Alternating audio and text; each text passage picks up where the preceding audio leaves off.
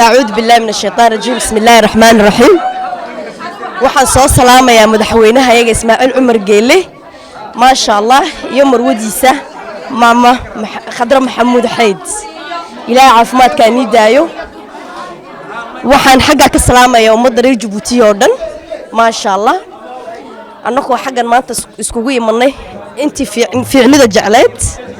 nabadda jecleed ma sha Allah رحيم مقعد واحد هذا هذا عبد علي حفلة تاجرة إسماعيل عمر جيل يمر وديسة قدر محمود حيد وعاو هكذا مكتاجرينه وحنا لنا هاي إسماعيل عمر جيل وحنا دوننا أن نقولني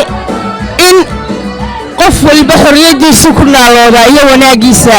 إن إلهي سبحانه وتعالى هرتها جبوتي إلهي سيد السن ونوافجيه nabadgelyada geeskana in ilaahay noo adkeeyo adduunyaduna waxay tahay gabagaba in ilaahay subxaanahu wa ta'aala nabadda geeska noo adkeeyo inaan gacmaha isqabsanayn waa la noqonaana waa mid muhiim ah salaam alaykum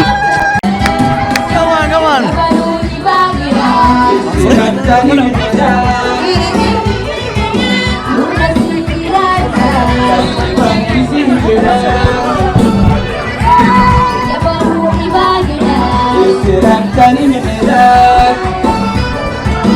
نورتي كان يسيه جلال وقصها قالها وقصها قالها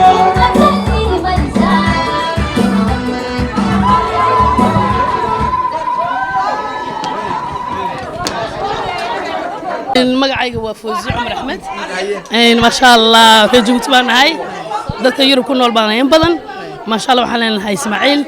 mar labaad mar saddexaad mar afraad mar shanaad baan habiban ku nahay inaan ku soo noqdo waana salaamay Ismaaciil Geelle iyo barwadiisaba